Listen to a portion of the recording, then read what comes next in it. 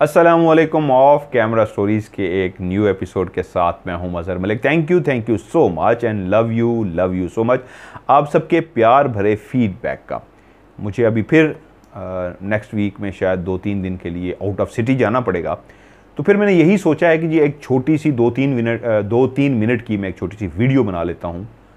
उस वीडियो को बनाने का मकसद भी यही होगा कि उसके नीचे मैं आपको चाहूँगा, बजाय कि आप दो प्रोग्रामों के नीचे कमेंट्स करें, उसके नीचे उसी 2 मिनट की वीडियो को बनाने का मकसद यही होगा आपकी राय। उसके नीचे आप कमेंट्स लिखेंगे, आप किस तरह का स्टोरी सुनना चाहते हैं, जो मेरा सीक्वेंस है या शॉर्ट वीडियो के साथ। अभी तक जो मुझे फीडबैक मिला, ज़्यादातर जो मुझे लिखा गया है कमेंट्स में, वो ये है कि जी जिस तरह आप अपने सीक्वेंस से लंबी स्टोरी सुनाते हैं वैसी ही सुनाएं।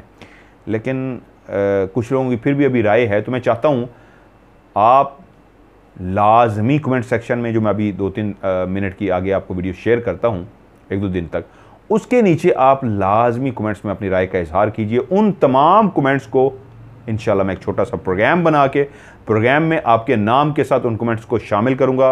आप पहले अपना कमेंट लिखेंगे, एंड में अपना नाम और शहर लिख देंगे, तो इंशाल्लाह उस कमेंट्स को मैं प्रोग्राम में शामिल कर दूँगा। 3 कहानियाँ जिस तरह मैंने आपको कहा है, तो इंशाल्लाह पूरी कोशिश है कि आप 3 कहानियाँ ही आपको सुनने को मिले। लेकिन फैसला कि किस तरह की कहानी सुनी है, सीक्वेंस जो मैं बनाता हूं या जो लोग भेजते हैं, वो आप लोगों का फीडबैक ही मुझे बताएगा। ये कहानी है 4 दोस्तों की, जिनका नाम शान, इफ्तिखार, रिहान और अरसलान था। ये चारों दोस्त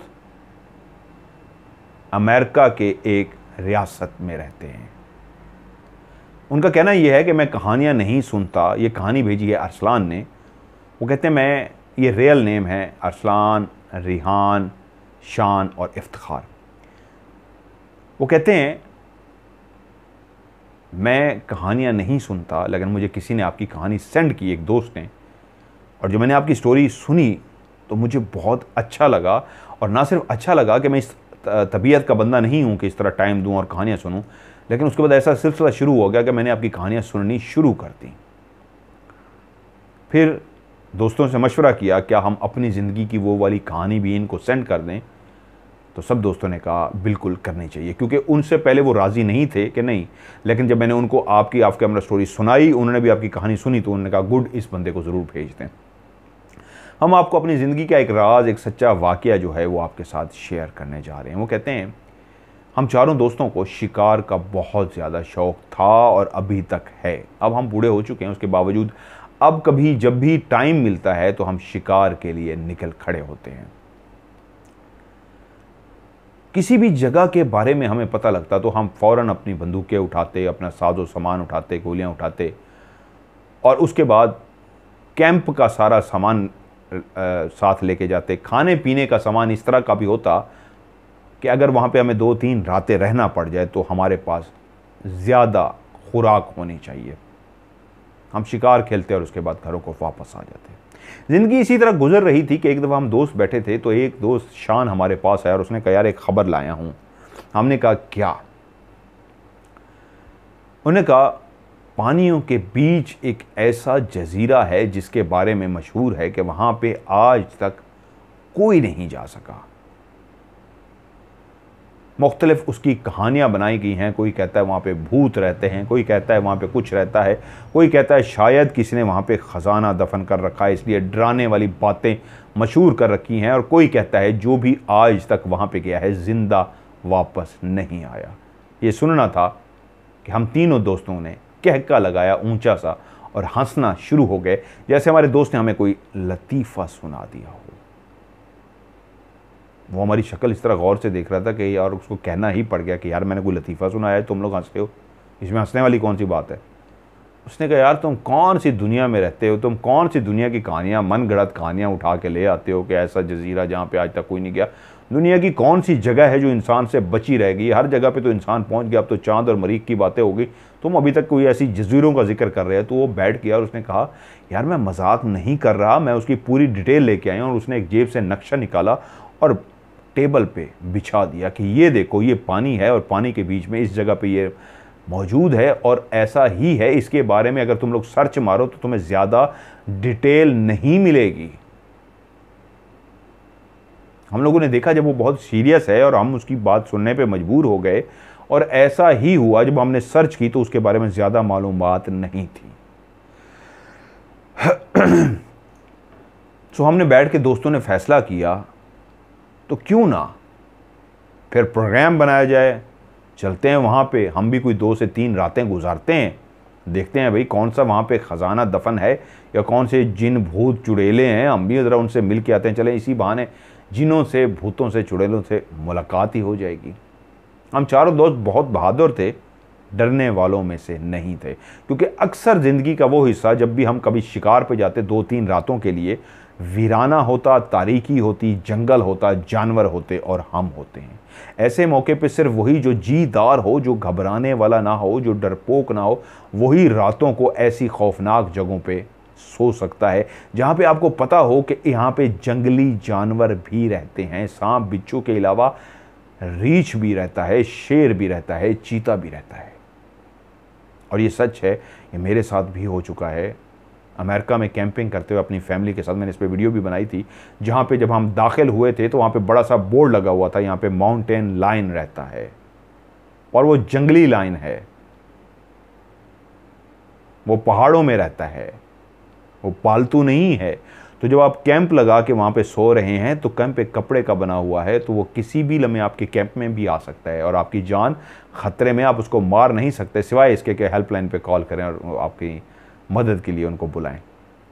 वहाँ पे रात को लेटे हुए बाकायदा तौर पे शेर की मैंने आवाज़ें सुनी, रिकॉर्ड भी की, और उसकी तलाश में मैं अकेला जब निकला था तो उस वक्त तो जुनून के हाथों मजबूर होकर चला गया था, लेकिन बाद में मैंने कहा था अपने फैमिली में बैठ के, हाँ मैंने गलत किया, मुझे ऐसा नहीं करना चाहिए था, क्योंकि मेरे पास कोई हथियार ही नहीं था। खुदा ना खास्ता आमना सामना हो जाता तो क्या होता, लेकिन मैं फिर भी चला गया था। सो हमने कहता है तैयारी शुरू कर दी कि इस वीकेंड पे हम चारों दोस्त चलते हैं, क्योंकि जो जजीरा था तकरीबन वहाँ पे पहुँचने के लिए 2.5 दिन चाहिए थे, यानी 2 दिन कंप्लीट, और तीसरे दिन तकरीबन 3-4 बजे शाम को जाके हम वहाँ पे पहुँचते। तो उसके लिए हमने फ़ैसला किया फिर हमें अपने साथ कुछ मज़दूर भी ले लेने चाहिए, जो सामान रखने के लिए, उठाने के लिए और देखभाल के लिए, पहरा देने के लिए, क्योंकि ये एक ऐसा जजीरा था जिसके बारे में हमने जितनी भी रिसर्च की थी तो पता लगा था कि ज़्यादा मालूमात नहीं है। इसका मतलब यही शो होता था, इस जगह पे वाकई इंसान ज़्यादा नहीं गया, और अगर कोई गया है तो ज़िंदा वापस नहीं आया, क्योंकि अगर कोई ज़िंदा वापस आया होता तो ज़रूर वो इसके बारे में लिख चुका होता, बता चुका होता। तो ऐसे ही हुआ, एक बड़ी सी लॉन्च का हमने बंदोबस्त किया, उसका पैसा हमने दिया, एक अच्छा खासी अमाउंट हमने उसको दी, और ना सिर्फ उस लॉन्च को हमने हायर किया उसके मालिक से, बल्कि हमने उसको सीख भी लिया कि उसको चलाना कैसे है। चारों दोस्तों ने उसकी बारी बारी ट्रेनिंग भी ली, क्योंकि ऐसी मौक़ों पे जाते हुए सबको चलाना आनी चाहिए। कुछ भी हो सकता है, कोई भी हादसा रूनुमा हो सकता है, तो फिर हर बंदे को अलर्ट होना चाहिए, हर बंदे को उसको चलाना आना चाहिए। हम लोग मतलूबा दिन तैयारी हमारी मुकम्मल थी, और हमने 4 मज़दूरों को जब इसके लिए कहा कि हमें आप लोग चाहिए 4 दिन के लिए और हम उसके लिए आपको पे करेंगे, तो जब उन्होंने उस जजीरे का सुना तो वो चारों ना सिर्फ इनकारी थे, बल्कि हमें भी मशवरा देने लगे कि आप लोग वहाँ पे क्यों जा रहे हैं, आपने उनके बारे में किताबें, आप लोगों ने उनके बारे में कहानियाँ नहीं सुन रखी, वहाँ पे जो भी आज तक गया है वो ज़िंदा वापस नहीं आया। हमें पता था, इसके लिए हम तैयार थे। तो एक नोटों की बड़ी झलक जब उन गरीबों को दिखाई गई तो वो फ़ौरन तैयार हो गए कि ठीक है, इतने पैसों के लिए हम जाने को तैयार हैं। उन्होंने हमसे आधे पैसे पकड़ के अपने घर वालों को जो पहले से प्रोवाइड कर दिया सामान, क्योंकि वो 4 दिन के लिए हमारे साथ जा रहे थे, और उसके बाद हमारा जितना भी सामान था जो हम लेके आए थे, गाड़ियों से उतार के वो उस बोट के अंदर, कश्ती के अंदर सवार करने लगे। हम भी उनकी मदद कर रहे थे। जब सारा सामान उसके अंदर रख चुके, हम 8 लोग अपने उस सफ़र की तरफ रवाना हुए, जो पानी के बीचों बीच एक ऐसा जजीरा था जहां के बारे में बहुत ज़्यादा किस्से, कहानियां मशहूर थे। पानी का सफ़र एक बहुत ही अजीब सफ़र होता है। पानी में आंखें जिस चीज़ को मुसलसल देखती हैं, दो ही चीज़ें, या एक रोशनी, उस सूरज की रोशनी जिसकी किरणें उस पानी के ऊपर पड़ रही होती हैं, तो मोतियों की तरह, हीरों की तरह वो पानी चमक रहा होता है और हल्का हल्का हल्का लहरा रहा होता है। और जैसे ही सूरज छुप जाता है, उसकी जगह पे चांद ले लेता है, तो वो अपनी नीली रोशनी जब फेंकता है उस पानी के अंदर, तो पूरी रोशनी पूरे पानी को नीला कर देती है और हर तरफ खामोशी।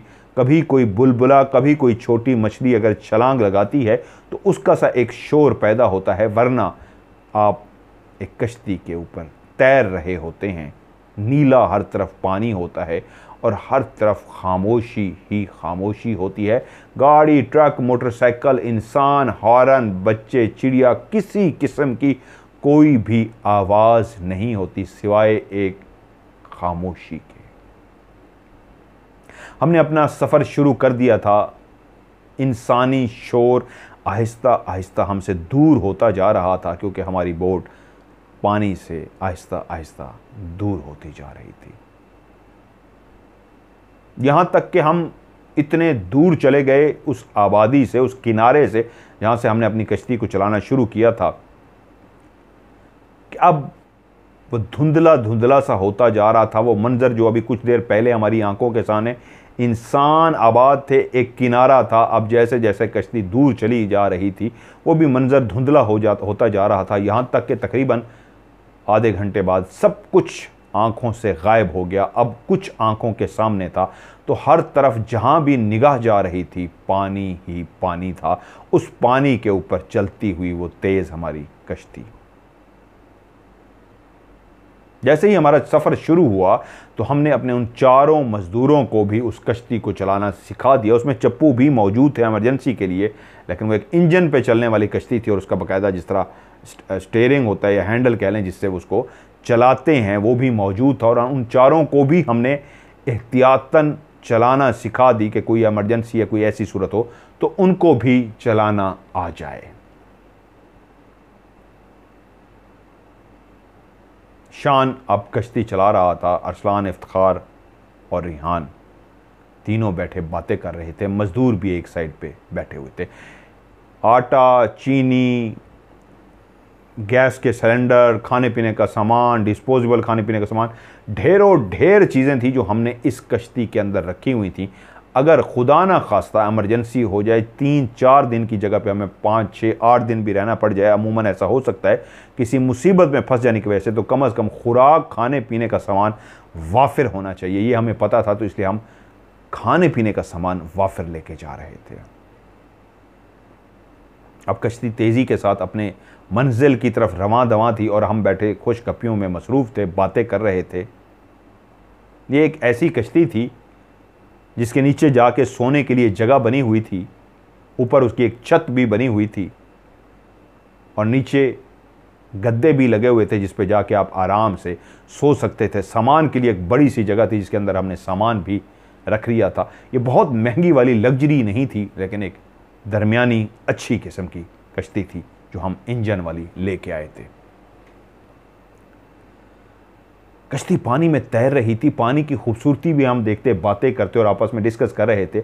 हमने बड़े बड़े शिकार खेले हैं, लेकिन ऐसा मंजर, हर तरफ पानी ही पानी, ऐसा खूबसूरत चमकता हुआ मोतियों की तरह पानी, और उसके अंदर हम हद्दे निगाह जहां भी देखते रोशनी फैली हुई नजर आती। ये एक बहुत ही खूबसूरत मंजर था। कश्ती हमारी चल रही थी और हम बातें करते हुए जा रहे थे। अब शान ने स्टीयरिंग को छोड़ा और एक मज़दूर को इशारा किया कि कुछ देर के लिए तुम इसको संभाल लो, और ऐसा ही हुआ। मज़दूर ने स्टीयरिंग को संभाल लिया, शान हमारी तरफ आके बैठा और हम बातें करना शुरू हो गए। इधर उधर की बातें करते रहे, क्योंकि आज का दिन भी, कल का दिन भी, परसों हमने जाके वहाँ पे पहुँचना था, तो आज का दिन इसी तरह बातें करते करते गुजर गया। यहाँ तक कि शाम हो गई, अंधेरा फैलना शुरू हुआ। सूरज की रोशनी उस पानी को मोती बनाती, चमकती शीशे की तरह चमकता वो पानी अब आहिस्ता आहिस्ता नीला होता जा रहा था। चांद की नीली रोशनी सूरज की चमकती दमकती मोतियों की तरह की सफ़ेद रोशनी को, नीलगों पानी में बदल रही थी। और फिर हमने रात का खाना बनाया। बीच में हम चाय पीते रहे, खुशगप्पियाँ करते रहे, खाना खाते रहे, यहाँ तक कि हमने रात का खाना निकाला। सब ने बैठ के बारी, मतलब हम चारों दोस्तों ने खाना खाया और मज़दूरों ने भी खाना खाया, यहाँ तक कि ड्यूटियाँ लग गई। बाकी दोस्त सारे सो जाएं, दो दो लोग जागेंगे इस कश्ती के अंदर और बारी बारी ड्यूटियाँ देंगे। ऐसा नहीं है कि एक ही बंदा मुसलसल इस बोट को चलाता रहेगा। 3 घंटे 4 घंटे बाद जब वो थकेगा वो दूसरे को बुला लेगा। रात इसी तरह उस कश्ती के अंदर गुजरी कि हम लोग चारों दोस्त नीचे चले गए। उनमें से 2 मज़दूर ऊपर रहे, 2 हमारे साथ नीचे आ गए, वो भी आके नीचे लेट गए। हम सुबह उठे, आँख खुली, ऊपर तो छत थी जो उस कश्ती की थी, और जब दिमाग ने सोचना शुरू किया, इस दुनिया में इंसान वापस आता है, जैसे ही आंखें खोलता है तो दिमाग कहता है अच्छा मैं सोया हुआ था, अच्छा मैं जाग गया हूँ।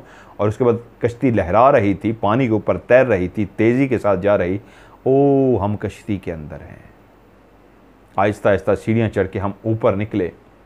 सूरज अपनी किरणें बखेर चुका था, नीली रोशनी जा चुकी थी, सफ़ेद रोशनी पानी पे तैरती फिर रही थी, पूरा पानी सफ़ेद था। उठे, हमने नाश्ता वगैरह किया, पानी भी हमने एक्स्ट्रा पीने के लिए रखा हुआ था, तमाम खाने पीने की चीज़ें मौजूद थी। नाश्ता वगैरह करने के बाद हम बैठ गए। अभी हमें गप्पे मारते हुए कोई तकरीबन 2 से ढाई घंटे हुए थे कि ऐसे लगा जैसे एक भूचाल सा आ गया। ऐसे लगा कि जैसे हमारी कश्ती इतना ज़ोर ज़ोर से हिलना शुरू हो गई है, हमें समझ ही नहीं आया ये क्या हो रहा है। हमने कस के एक दूसरे को पकड़ लिया। शायद पानी के अंदर तूफ़ान आ चुका था। तूफ़ान इतना भयानक होता है ये हम सोच नहीं सकते थे कि इतनी ज़ोर ज़ोर से कश्ती हिल रही थी, हचकोले खा रही थी। ऐसा लगता था कि अभी डूब जाएगी, अभी ऊपर वाला हिस्सा ऊपर चला जाएगा और नीचे वाला हिस्सा पानी में। और फिर इस तरह झटका लगता कि आगे वाला हिस्सा पानी के अंदर धंसता चला जाएगा और पूरी कश्ती डूब जाएगी। कभी लेफ़्ट कभी राइट ऊंची हो जाती, कभी लेफ़्ट ऊंची हो जाती। हम खुदा को याद कर रहे थे। ऐसा लगता था कि अभी डूबे, कि अभी डूबे, कि अभी डूबे। ये इतना खौफनाक मंजर था। जो बोट को संभालने की कोशिश कर रहा था उसकी बहुत ताकत लग रही थी। ऐसा नहीं था कि जिस तरह पहले आसानी से आप एक हाथ से भी पकड़ के बैठ जाएं, अब दोनों हाथों से जोर लगा के उसको संभालना पड़ रहा था। हाथ शल हो रहे थे। पानी के अंदर जब तूफान आता है तो जो कश्तियों में आदी होते हैं शायद उनको महसूस ना हो, नए शख्स की तो जान निकल जाती है। और हम नए थे, पानियों के साथ इस तरह सफ़र करना लंबा हमारे लिए पहली दफ़ा था। हमारी भी जान निकल गई। हमारे साथ वो चारों मज़दूर भी बहुत परेशान थे, उनके चेहरे पे भी परेशानी नज़र आ रही थी। शायद उनमें से एक ऐसा था जो हमें गाइड कर रहा था कि घबराना नहीं है, हिम्मत नहीं छोड़नी, मजबूती से इसको आगे के बढ़ते रहना चाहिए, रुकना नहीं है, इसको इंजन बंद नहीं होने देना। शायद वो इस तरह के सफ़र कर चुका था, हमें गाइड करता रहा। और हम शल जिस्म के साथ, टेंशन भरे दिमाग के साथ, परेशानी के साथ, उलझे हुए, खौफज़दा तकरीबन 3 से 4 घंटे इसी तरह सफ़र करते रहे।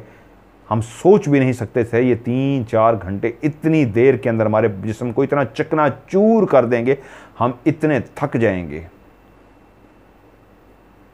और फिर ऐसा हुआ, ऐसे लगा कि कश्ती अपनी जगह पे बिल्कुल स्मूथ हो गई है। बढ़ती तो पहले भी जा रही थी लेकिन उसकी स्पीड स्लो हो गई थी। पानी के जो हचकोले थे उसको ऊपर नीचे कर रहे थे, उससे लगता था उसकी स्पीड बहुत कम हो गई है। लेकिन अब पानी जैसे ही थम सा गया था, वो शोर मचाता रूठा हुआ पानी अब अपनी जगह पे जब वापस आ गया था तो कश्ती फिर स्मूथ तरीके से तेज़ी के साथ आगे बढ़ रही थी।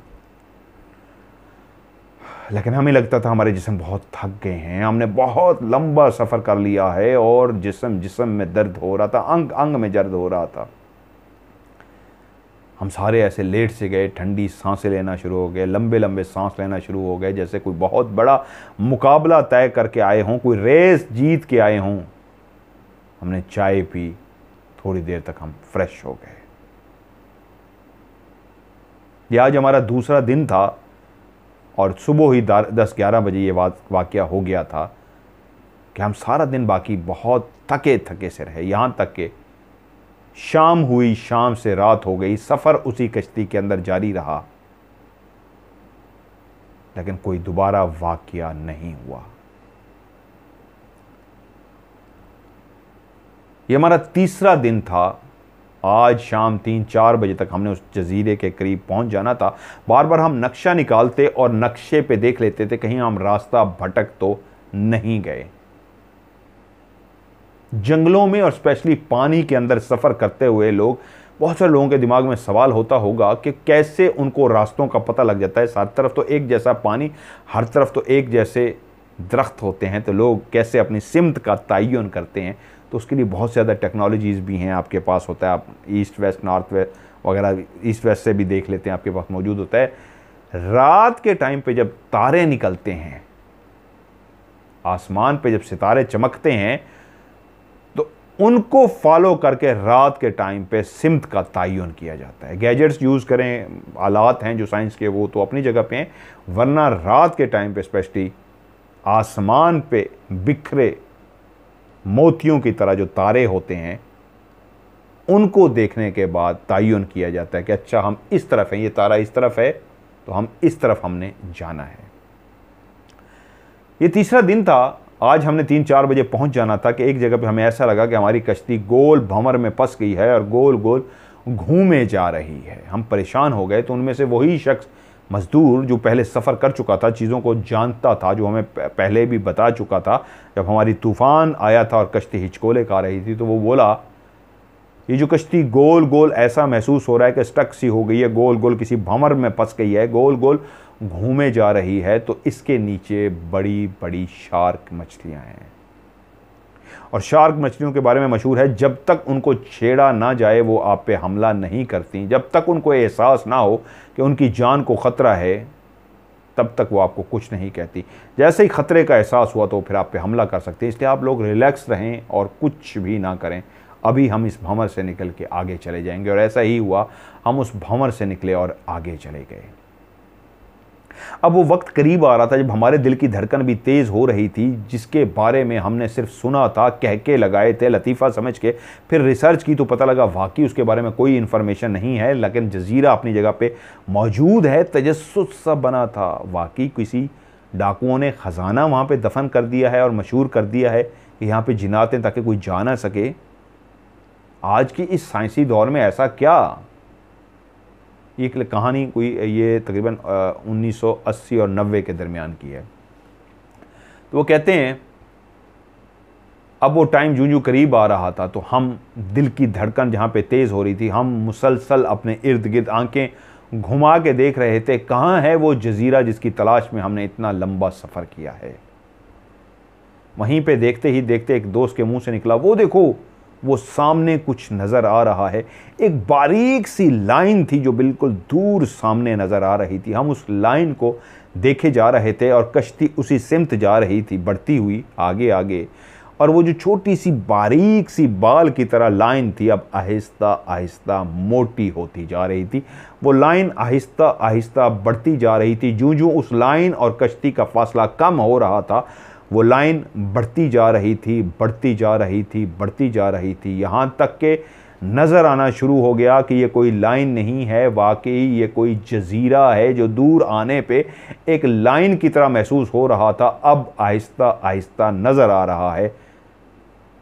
दरख्तों, घने दरख्तों से भरा हुआ एक पानी के अंदर जजीरा, इर्द गिर्द चारों तरफ पानी, और पानी के बिल्कुल दरमियान में ऐसी ज़मीन जहाँ पे दरख्त भी उगे हैं, जहाँ पे सब कुछ इंसानी आबादी की तरह है, जहाँ पे इंसान बसेरा कर सकता है।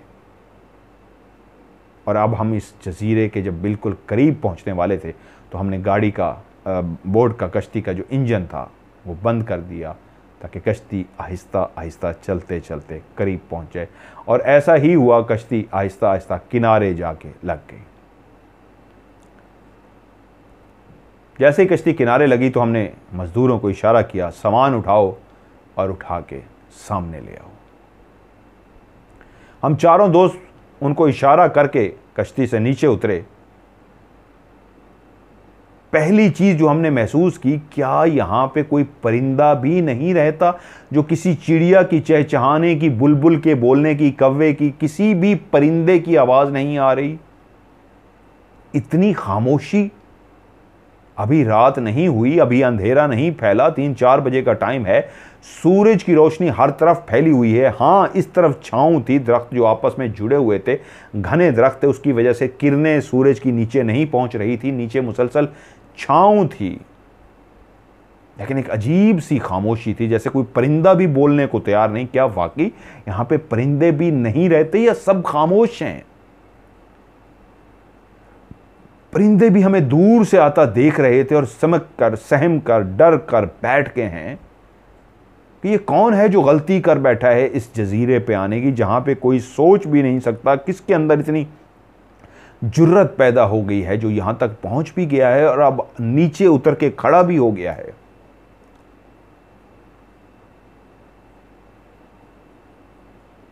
अब मजदूर आहिस्ता आहिस्ता सामान नीचे उतार रहे थे। हम चारों दोस्त अपनी अपनी बंदूकें हाथ में लिए वहीं पे खड़े थे, उस खतरे को भांपने के लिए, उस मंजर को जो किसी भी लम्हे तब्दील हो सकता था।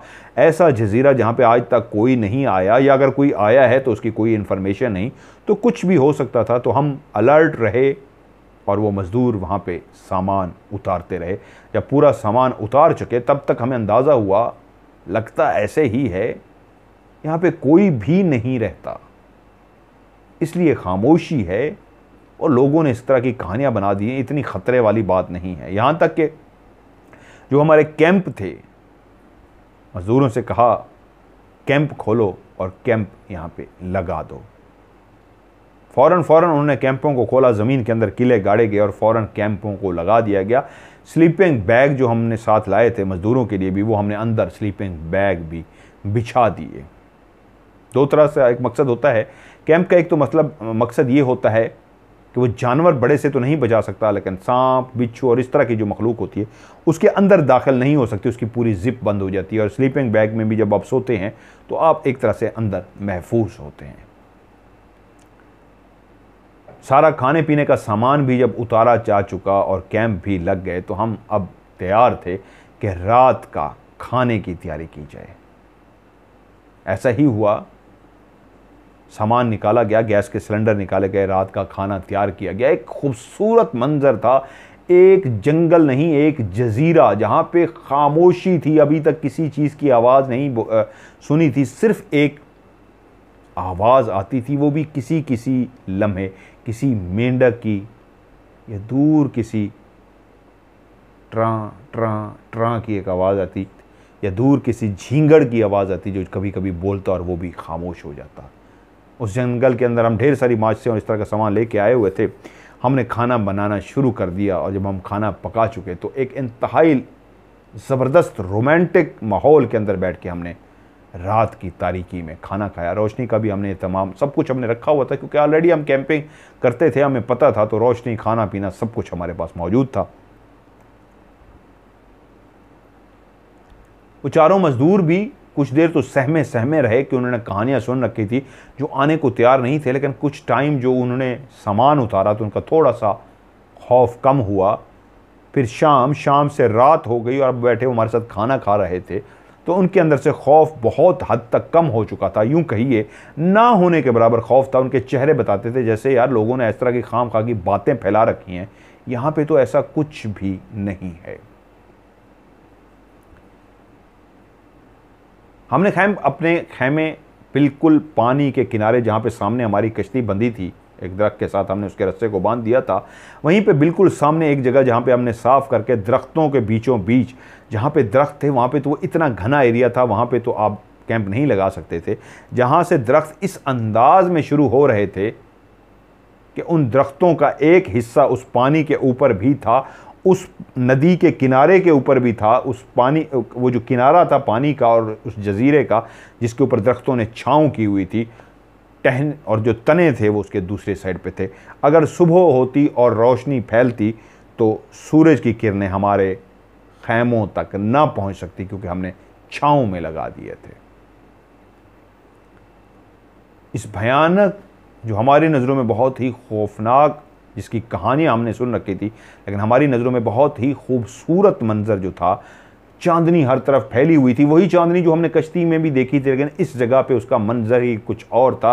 दरमियान में आग जल रही थी, हमारे हाथ में खाना खाने के बाद अब चाय के मग थे और हम चाय पी रहे थे और इन्जॉय कर रहे थे कि ऐसा मंज़र, ऐसा खूबसूरत मंज़र कोई ही देखना किसी के नसीब में होता है। हम खुशकिस्मत हैं कि ऐसे मंज़र में बैठे हुए हैं। इसके बावजूद कि हम खाना खा रहे थे, चाय पी रहे थे, मंज़र को एंजॉय कर रहे थे, लेकिन हमने अपने हथियार अलर्ट रखे हुए थे बिल्कुल अपने करीब, क्योंकि अभी तक हमारे जहन में ये बात थी किसी लम्हे किसी वक्त कुछ भी हो सकता है। हम शिकारी थे और शिकारी ऐसे मौक़ों पे हमेशा मेंटली तौर पे तैयार रहता है। सोया भी होता है तो इस अंदाज में सोया होता है कि उसका हथियार बिल्कुल उसके करीब रखा होता है। जैसे ही कोई खटका होता है तो पहला काम जो वो करता है, हथियार अपने हाथ में जो लोडेड होता है, बिल्कुल चलने के लिए तैयार होता है, वो फौरी तौर पे उठा लेता होता है कि कहीं कोई ख़तरा है, कोई शोर, कोई चीख, कोई आवाज़ आई है तो अब इस बचाव के लिए हथियार की ज़रूरत है। तो इसी लम्हे भी चाय पीते हुए एंजॉय करते हुए हथियार हमारे हाथों में थे, करीब थे हमारे, हम अलर्ट थे। हमने चाय शाय पी, काफ़ी देर बैठ के गप्पे मारी, पानी को देखते रहे, उस रात के रोमांटिक माहौल को एंजॉय करते रहे, यहाँ तक कि फ़ैसला हुआ थक चुके हैं, इतना लंबा हमने सफ़र किया है और कश्ती के अंदर जो नींद थी वो मुसलसल तैरते हुए लहराते हुए थी, यहाँ पे सोने का अपना ही मज़ा था। तो हम 8 लोग हैं इस जगह पे, तो ऐसे करते हैं 2-2 लोग ड्यूटियाँ दें, बाकी 6 लोग सो जाएंगे, 2 लोग ड्यूटी देंगे और अपनी ड्यूटी मुकम्मल करने के बाद वो दूसरे को जगा देंगे, फिर दूसरे 2 लोग ड्यूटी देंगे और वो सो जाएंगे। इसी तरह रात तकरीबन सबकी ड्यूटियां देते हुए सुकून से गुजर जाएगी। 2 मजदूरों ने बंदूकें उठाई, एक उन दोनों खैमों के लेफ्ट साइड पे पत्थर पे जाके बैठ गया और दूसरा राइट साइड पे जाके साइड पे बैठ गया। वो दोनों अलर्ट थे, मुसलसल अपने इर्द गिर्द देख रहे थे, लेकिन अब उनके अंदर वो खौफ, वो वहम, वो डर नहीं था जो उन्होंने आने से पहले सोच रखा था। अब 5-6 घंटे इतने गुजर चुके थे कि कुछ भी नहीं हुआ था, तो उनके अंदर खौफ ख़त्म हो गया था।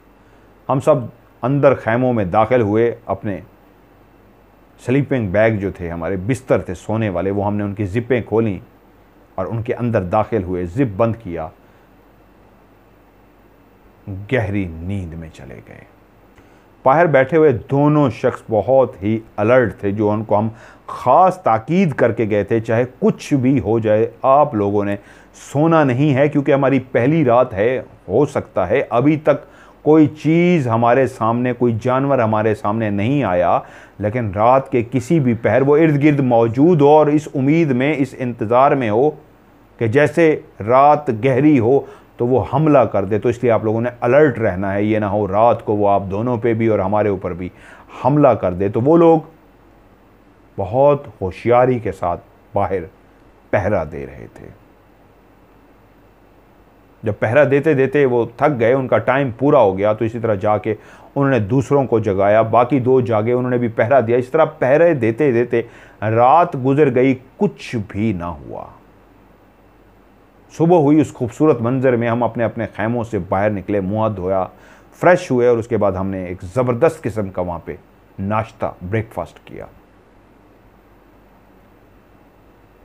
एक झींगड़ की आवाज़ सुनी थी या एक मेंढक की आवाज़ सुनी थी, अभी तक किसी भी किस्म की कोई आवाज़ नहीं सुनी थी। नाश्ता वगैरह करने के बाद हमने फैसला किया कि चलो अब शिकार पे चलते हैं, अंदर देखते हैं इन घने जंगलों के अंदर किसका है बसेरा, किसका है राज, कौन है जिसने यहाँ पे इस तरह का कब्ज़ा कर रखा है कि किसी खौफ की वजह से कोई भी बशर इस तरफ नहीं आता, सिर्फ हम ही आए हैं। क्या है ऐसी बात? हम अंदर दाखिल हो गए। ये एक वाकई बहुत ही घने दरख्तों का बना हुआ जजीरा था, बहुत ज़्यादा दरख्तों की बहुतात थी, हर तरफ दरख्त ही दरख्त थे। अब एहसास हो रहा था इन दरख्तों के ऊपर परिंदे भी मौजूद थे, लेकिन परिंदे खामोश थे, बोल क्यों नहीं रहे थे। उड़ते हुए भी हमने परिंदे देख लिए, नीचे हमने खरगोश भी देख लिए, बहुत कुछ जानवर भी हमने देख लिए। काफ़ी देर हम यहाँ पे फिरते रहे इर्द गिर्द, लेकिन अभी तक हमने कोई शिकार नहीं किया था, कोई खौफनाक जानवर भी हमारे सामने नहीं आया था। यहाँ तक कि दिन हो गया, वापस हम चलते हुए खैमे में आ गए। हमने दिन का खाना खाया, कुछ देर हम रेस्ट की और उसके बाद शाम को 2 मजदूरों को हथियार दे के पहरा देने के लिए वहीं पे छोड़ के हम 6 लोग फिर से रवाना हो गए। कि दिन के टाइम पे शायद हो सकता है, अमूमन दिन को शिकार नहीं मिलता, इस उम्मीद पे हम दिन को गए थे कि जजीरा है, आता जाता कोई नहीं है, शायद दिन को भी शिकार मिल जाए, नहीं मिला था।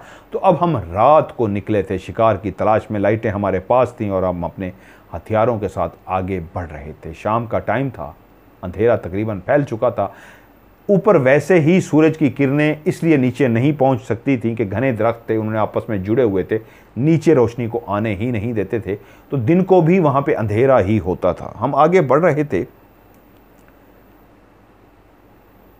कि एक ऐसी जगह पे हम पहुंचे जहां पे पत्ते ही पत्ते थे, बेइंतहा खुश्क पत्ते। पूरे उस जजीरे में खुश्क पत्ते थे, लेकिन उस जगह पे बहुत ज़्यादा खुश्क पत्ते बहुत हर तरफ बिखरे हुए थे। उस तरफ जब हम पत्तों के ऊपर पांव रख रहे थे, पत्तों की चरचराहट से बहुत ज़्यादा आवाज़ पैदा हो रही थी। लेकिन वो एरिया ही ऐसा अजीबोगरीब था, हर तरफ पत्ते ही पत्ते थे। ऐसा लगता था जैसे इस जजीरे के सारे पत्ते इकट्ठे करके इस जगह पे कोई फेंक जाता हो। हम हैरत से इन पत्तों को देखते हुए आगे बढ़ रहे थे। हम सारे इकट्ठे होकर चल रहे थे ताकि अगर कोई हमला हो या कुछ हो तो हमने इस तरह एक दूसरे के साथ कमर जोड़ी हुई थी सब ने कि अगर कहीं से भी किस तरफ हमला हो तो वो शख्स जिसकी निगाह खतरे पे पड़े तो वो बोल पड़े और बाकी भी अलर्ट हो जाएं। तो इसलिए हम इकट्ठे साथ साथ चल रहे थे, इकट्ठे कमर से कमर मिला के जा रहे थे कि एकदम से जब हम एक जगह पे पहुंचे, हमें कतअन एहसास नहीं था जिस जगह पे हम हैं वहाँ पे झाड़ियाँ रख के नीचे एक कुआं टाइप बना दिया गया है और उसके ऊपर झाड़ियाँ रख दी गई हैं, टहनियाँ रख दी गई हैं और उसके ऊपर पत्ते डाल दिए गए हैं। ये एक ऐसा जाल बिछाया गया था किसी भी जानवर या इंसान के लिए कि जो भी उसके ऊपर पांव रखेगा वो धड़ाम से नीचे जा गिरेगा। ऐसा ही हुआ।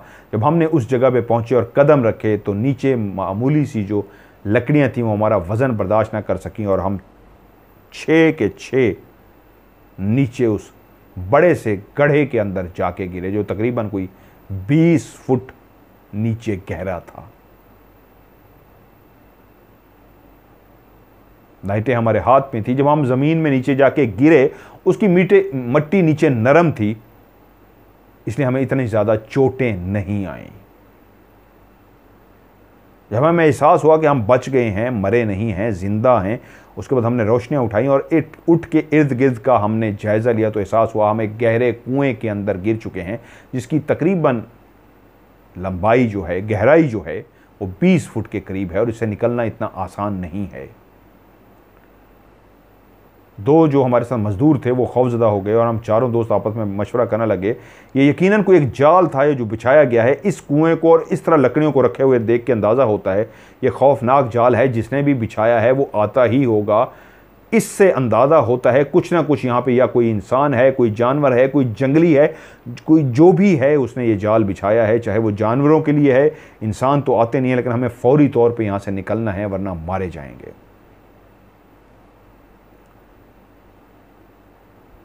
काफ़ी दिमाग लड़ाने के बाद जो बात हमारे जहन में आई वो ये आई, क्योंकि ये कच्चा एरिया था, कच्ची मट्टी को खोद के नीचे बनाया गया था, तो जो टहनियाँ टूट के नीचे गिरी थी हमने कहा इनको उठाते हैं और दीवारों के बीच में सुराख बनाते हैं। इन सुराख बनाने से ये होगा कि इन सुराखों के अंदर हम हाथ डाल के और नीचे वाले सुराख में पाँव डाल के हम ऊपर की तरफ जा सकेंगे। ये आइडिया बहुत अच्छा आइडिया था। फ़ौरन हमने इसके ऊपर काम इस तरह शुरू कर दिया कि पहले 2 नीचे हमने सुराख बनाए, फिर उसके बाद फिर ऊपर 2 सुराख बनाए, फिर एक शख्स के कंधे पे खड़े होकर ऊपर बनाए, फिर ऊपर बनाए। ये इसलिए था ताकि 1 बाई 1 सारे सुराख के अंदर अपना हाथ डालें और पाँव भी सुराख के अंदर डालें और इसी तरह सीढ़ी बना के ऊपर निकल सकें। हमें इसके अंदर ज़्यादा मेहनत इसलिए नहीं करनी पड़ी कि वो कच्ची ज़मीन थी और बहुत जल्दी हम उसमें सुराख बनाने में कामयाब हो गए। जब सुराख बन गए तो फौरी तौर पे हम 1 बाई 1 एक एक करके उसके अंदर से बाहर निकलना शुरू हो गए। हमारे दिल की धड़कन बहुत तेज़ थी, हम खौफजदा हो चुके थे। इस जाल से भी हमें अंदाज़ा हो चुका था मामला बहुत गड़बड़ है। जब हम बाहर निकले तो अब हमने उस इर्द गिर्द जगह को देखा जिस तरफ हम आए थे, जहाँ पे पत्ते ही पत्ते थे और नीचे गिरे थे। तो एक जगह से पत्ते हट चुके थे कुछ, क्योंकि वो टहनियाँ जिस तरह हटी थी, टूटी थी। तो उस जगह पे हमें जो पाँव के निशान नजर आए वो बहुत ही अजीब थे। वो नंगे पाँव थे, वो 2 निशान सिर्फ मिले थे पाँव के। शायद किसी वक्त वो ज़मीन गीली होगी तो गीली ज़मीन पे नंगे पाँव रखे गए थे, जो वहाँ पे बाकायदा निशान बन गए थे और खुश्क हो गए थे।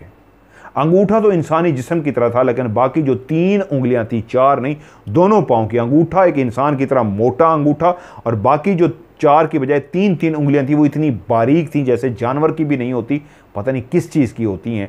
लेकिन उन तीनों उंगलियों के निशान जहाँ पे बने हुए थे, आगे एक छोटे छोटे सुराख भी थे जिससे अंदाज़ा होता था उन उंगलियों के इतने बड़े नाखून हैं जो उन अंदर घुसे हैं जिससे सुराख पैदा हुए हैं। फ़ौरन हमने कहा हमें जितनी जल्दी हो सके यहाँ से निकलना चाहिए और खैमे तक पहुँचना चाहिए, क्योंकि ये जाल से अंदाज़ा होता है, इस नीचे गिरने से अंदाज़ा होता है कि इस जंगल में हम रास्ता भटक ना जाएं, या वो जो ख़तरा हमें भांप लिया हमने वो हमें नुकसान पहुंचा सकता है। हमें फ़ौरन वापस चलना चाहिए। हम सीधे रास्ता ढूंढते हुए सीधे उस अपने खैमों की तरफ चल पड़े कि जितनी जल्दी हो सके हम वहाँ पे पहुँचे। अब जब हम वहाँ पे पहुँचे तो वो दोनों चौकीदार वहीं पे, वो दोनों मज़दूर वहीं पे अभी तक अपनी जगह पे मौजूद थे और पहरा दे रहे थे। हमने उनसे कहा बारियां अभी चेंज करते हैं, हम लोग थोड़ा सा रिलैक्स हो जाएं, अंदर अलर्ट रहना, मामला कुछ हमें ख़तरनाक सा लग रहा है। जिस तरह के हम पाँव को देख के आए हैं ये कोई अच्छी बात नहीं है। पता नहीं क्यों हमारे छठी हिस्स हमें कह रही थी कि हमें अलर्ट रहना है अपने खैमे के पास ही। हम शिकारी थे, डरने वाले नहीं थे, लेकिन पता नहीं आज ऐसा क्यों हुआ था कि शान के बार बार कहने पे कि नहीं वापस चलो, नहीं वापस चलो। हम बजीद थे यार, आए इसलिए शिकार करना है, वापस क्यों चले? तो वो कह रहा था नहीं मेरा दिल नहीं मान रहा, कुछ गड़बड़ होने वाली है, वापस चलो। हम उसके कहने पे कि चलें आज रात वापस चलते हैं, कल आ जाएंगे, कल दिन को आएंगे। एक दोस्त का अगर दिल नहीं मान रहा तो हमारा कौल ये था कि अगर एक का दिल भी ना माने तो वापस मुड़ जाओ। तो हम वापस मुड़ गए। हम खैमों में जाके बैठे। ये आधी रात का वक्त था।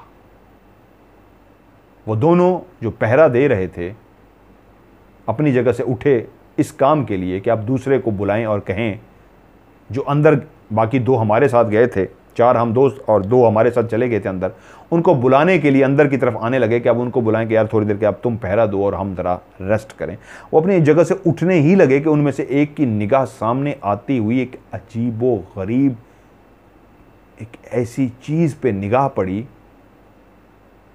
वो इस अंदाज में चलती हुई आ रही थी जैसे उसका इतना भदा, इतना मोटा पेट, इतना बड़ा हुजुम था उसका, जैसे वो चल नहीं रही, वो ज़मीन पे धमाके मारती हुई आ रही हो।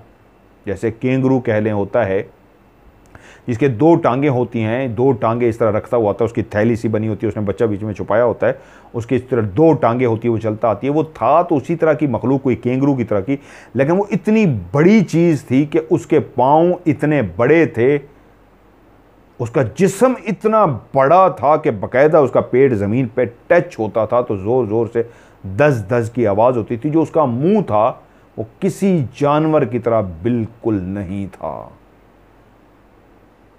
वो एक ऐसा अजीबो गरीब मुंह था, ना वो किसी इंसान का मुंह था ना ही किसी वो जानवर का मुंह था। वो इंसान और जानवर के बीच का एक मुंह था। उसके बहुत बड़े बड़े कान थे, उसकी आंखें बिल्कुल काली स्याह थी और अंदर से जो हमारे काले काले होते हैं वो उसके अंदर से लाल लाल थे। हमारी आंखें इस तरह होती हैं हॉरिजेंटल, उनकी वर्टिकल थी। हॉरिजेंटल वर्टिकल का फ़र्क आ जाता है। उसकी आंखें ऐसे सीधी थी जैसे जानवर किसी की ऐसी सीधी आंखें होती हैं। बिल्कुल होंठ उसके ऐसे थे जैसे इंसानी होंठ हो। नाक बिल्कुल ऐसा था जैसे इंसानी नाक से मिलता जुलता नाक, लेकिन बहुत ही लंबा नाक। कान उसके बहुत ही बड़े थे। आंखें उसकी बहुत ही भयानक थी। नीचे से उसका जो चेहरा था बहुत ही अजीब सा, बालों से, ब्राउन कलर के बालों से ये चेहरा भरा हुआ था। और उसके जो दांत थे इंतहाई बारीक बारीक से, जानवर की तरह बेइंतहा उसका मुंह दांतों से भरा हुआ था। उसके चलने का अंदाज ऐसा था जैसे वो चल नहीं रहा बल्कि पांव रखने से जलजला सा आ रहा हो, धमक सी पैदा हो रही हो, ज़मीन हिल सी रही हो। जैसे ही उस शख्स ने, चौकीदार ने उसकी तरफ देखा तो उसका मुंह खुला का खुला रह गया, और दूसरे ने जब देखा उसकी ऐसी हालत है, उसने भी मुड़ के देखा तो वो भी अपनी जगह पे ऐसे जैसे पत्थर का सा बन गया हो, बुत सा बन गया हो, साकित सा हो गया, वो भी वहीं पे थम सा गया, रुक सा गया। और उसी लम्हे जिसने पहली दफ़ा उसको देखा तो उसके मुंह से ज़ोर से चीखें निकली।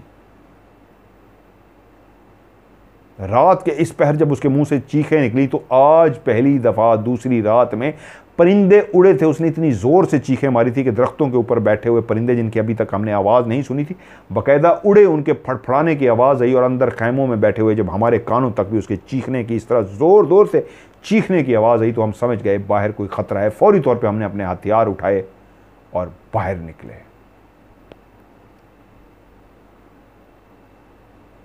वो दोनों जो अपनी जगह पे साकित बुत बन के रुक चुके थे, हमें बाहर निकलते ही खैमे से हमने जब झांक के देखा क्या मंजर है, क्या हुआ है, देखा वो दोनों बुत बने हुए हैं। जिस तरफ देख रहे हैं हमने उस तरफ देखा तो हमारी आंखों ने भी एक भयानक अजीबो गरीब कोई बला को देखा। एक ऐसी जो इंसान थी ना जानवर थी, मुशाहबत इंसान जैसी भी थी, होंठ और नाक इंसान जैसे भी थे, कान अजीब से थे, मुंह अजीब सा था, पाँव उसके दो थे, हाथ इंसानों की तरह थे, और वो इस अंदाज में, बेढंगे अंदाज में इस तरह ज़मीन पे पाँव मारती हुई वो बला आ रही थी।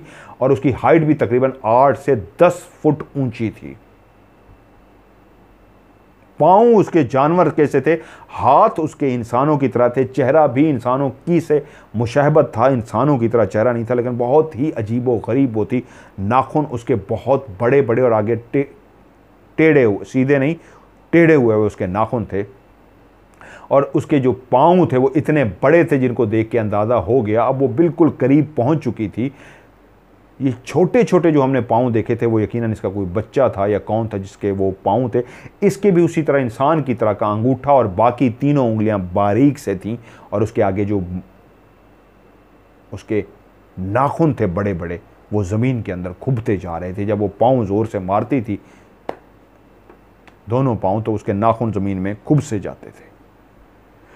जो हमने पाँव देखे थे सेम इसी तरह के पाँव थे, फ़र्क ये था कि ये एक बहुत बड़े पाँव थे और वो छोटे छोटे जैसे किसी बेबी के पाँव थे।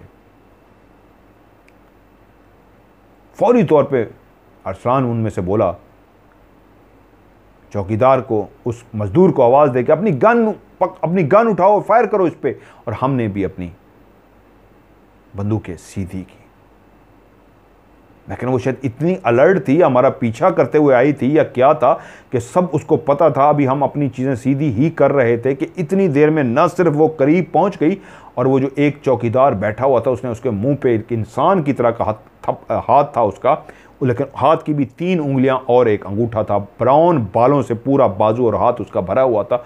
उसने इतनी ज़ोर से उसको हाथ मारा उसके मुंह के ऊपर कि हमारी आंखों ने देखा कि उसकी गर्दन दूर जाके गिरी और उसका धड़ अलग होके दूर जाके गिरा। और हमें उस बला की ताकत का अंदाज़ा हो गया कि उसका थप्पड़ इतना भारी था कि उसकी गर्दन उड़ी और दूर जाके गिरी, उसका धड़ दूर जाके गिरा। ये इतना भयानक मंजर था कि हम कुछ देर के लिए अपने औसान खता हो गए, अपने होश खो बैठे, लेकिन साथ ही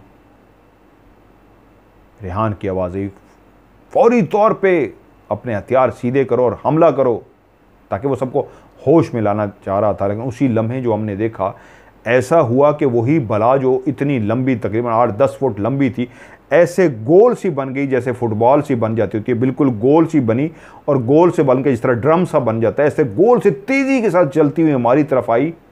और वो इतनी तेज़ी के साथ ही अभी हमें संभलने का मौका ही नहीं मिला था, लेकिन हम एक बात समझ गए कि हम अगर अपनी जगह से ना हटे तो हमें उठा के उड़ा के मारेगी, क्योंकि वो इतनी ताकतवर थी। हम देख चुके थे वो धड़ अलग कर चुकी थी, एक थप्पड़ से उसने गर्दन और धड़ को अलग कर दिया था। वो इतनी तेज़ी से फुटबॉल बन के घूमती हुई हमारी तरफ आई कि हम तेज़ी से आगे हट गए और वो आगे चली गई। और जब उसको एहसास हो गया कि वो हट गए हैं और वो आगे चली गई है, तो फिर उसी तरीके वो अपनी जगह पे सीधी हुई, उसी तरह उस पोजीशन में आई जिस तरह वो आई थी, फिर से वो फुटबॉल बनी और सीधी हमारी तरफ आने लगी कि हमने हथियारों का इस्तेमाल करके 10 गोलियां चला दी। लेकिन वो इतनी तेजी के साथ हमारे पास आई थी, हमारे करीब से फिर से गुजर गई कि एक भी उसको गोली नहीं लग सकी। एक जमीन पे पड़ा था, जो दूसरा था वो भाग के हमारी तरफ आ गया था। अब हम साथ थे, एक अल्लाह को प्यारा हो चुका था और वो बला अभी भी हमारे सामने उसी तरह दूसरी दफा घूमती हुई आगे चली गई थी। एक बात जो हमेशा हमारे दोस्तों के बीच में पहले से तय थी, इस तरह की कभी कोई हमारे सामने मखलूक आई नहीं थी। जानवर ही आए थे जिनको हमने मुकाबला किया था अपने हथियारों के साथ। मौत को हमने कई दफ़ा अपने करीब देखा था लेकिन बच गए थे। डर नहीं लगता था जानवरों का हमला करने के लिए, क्योंकि हम तैयार होते थे, मौत से खेलने के लिए ही जाते थे। लेकिन आज डर इसलिए लग रहा था कि अजीबो गरीब ऐसी मखलूक थी जिस पे भी हमने होश संभाल के भी उस पर हमने गोली तो चलाई, लेकिन वो इतनी तेज़ी के साथ घूम के जाती थी कि हम उसका कुछ नहीं कर पा रहे थे। जब दूसरी दफ़ा भी इस तरह तेज़ी से घूम के हमारे आगे से वो इस तरह गुजर गई, तो अब हम फैसला कर चुके थे, एक ही हमारे पास हल है, हम इसका मुकाबला नहीं कर सकते। जितनी ताकत का मुजाहरा कर चुकी है थप्पड़ मार के, और जिस तरह ये घूमती है, हम मर जाएंगे यहाँ पे, हमारा बचना नामुमकिन हो जाएगा।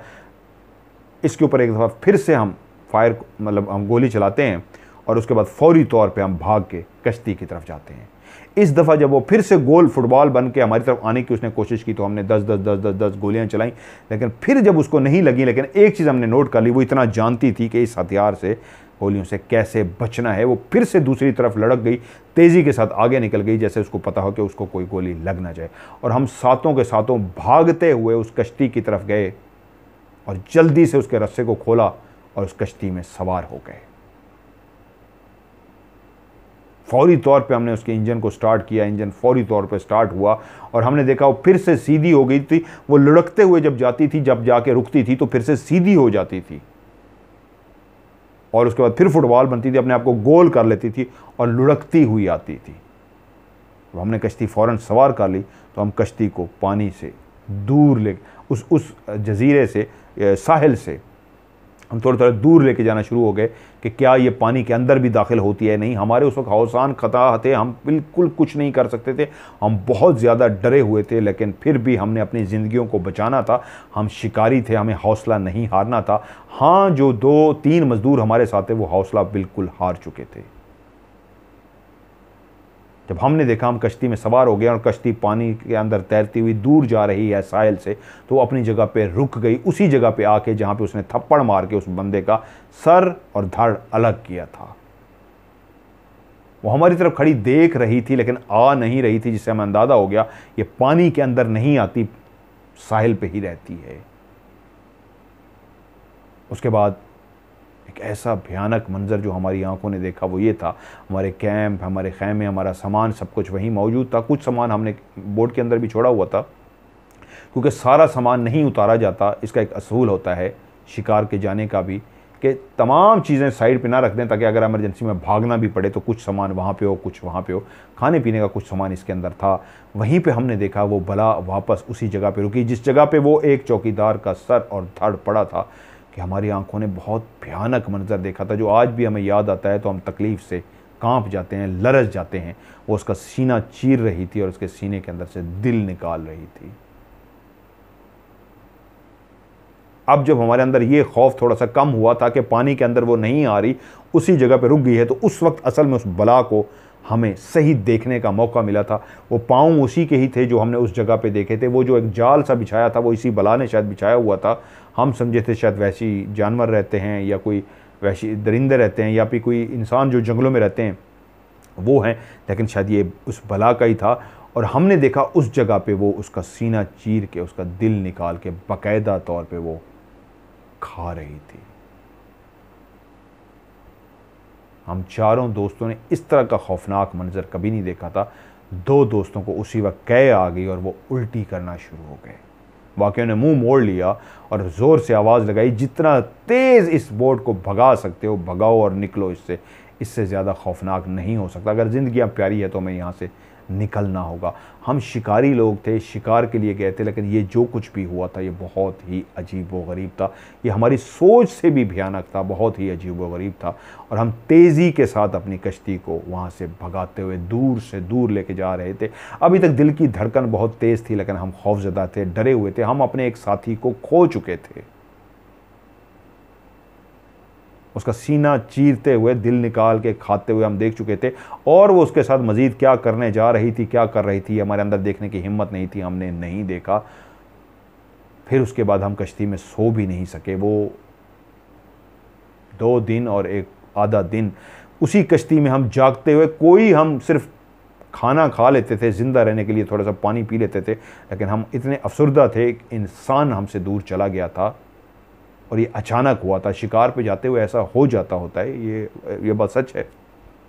शिकारी जब शिकार पे जाते हैं तो जानवर भी हमला कर देते हैं, बाज़ औक़ात मौत भी वाक़ई हो जाती है, और बाज़ औक़ात इंसान ज़ख्मी भी हो जाता है। लेकिन ये एक ऐसा हादसा हुआ था, ऐसा खौफनाक हुआ था, एक ऐसी अजीबोगरीब बला ने किया था जो वो कहते हैं हमने सोच भी नहीं सकते थे।